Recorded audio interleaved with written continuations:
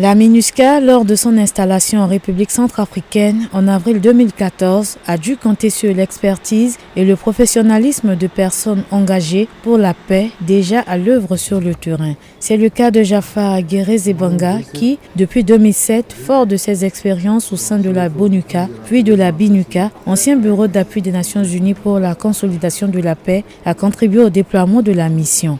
Aujourd'hui, ce dernier y travaille comme assistant en système de technologie de l'information pour les opérations de paix. Il est aussi le président de l'association du personnel national de la mission. La journée internationale des casques bleus, célébrée le 29 mai de chaque année, est selon lui l'occasion de valoriser davantage l'engagement du personnel local.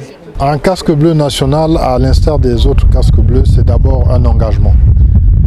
C'est un engagement et nous avons l'habitude de le dire même à nos responsables au niveau de la mission. Pour nous, Centrafricains, cet engagement n'est pas que professionnel. Cet engagement est aussi patriotique parce que nous œuvrons pour la paix dans notre pays. Nous œuvrons pour que demain, nos enfants héritent un pays meilleur que celui-là. Donc être casque bleu national, c'est d'abord un engagement, comme pour tous les autres, mais un engagement doublé d'un profond sentiment de patriotisme.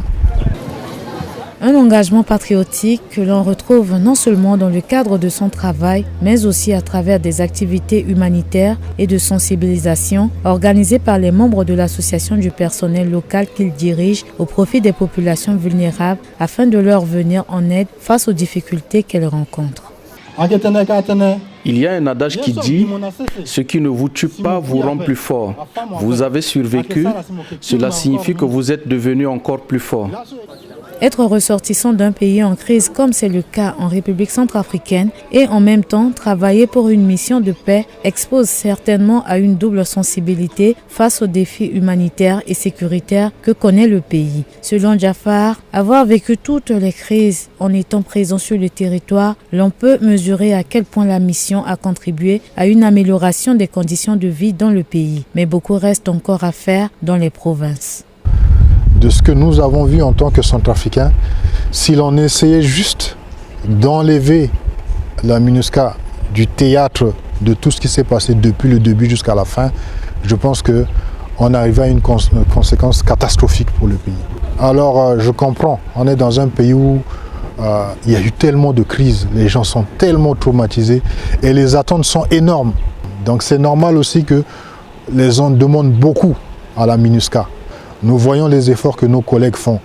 Nous comprenons quand même la réaction de nos compatriotes puisque l'attente est énorme. Marié et père de 4 enfants, Jafar Guéré-Zébanga est convaincu que son travail à la MINUSCA lui a non seulement permis d'asseoir sa carrière professionnelle, mais aussi d'être outillé pour poursuivre des actions au profit du peuple centrafricain et ce, même après le départ de la mission.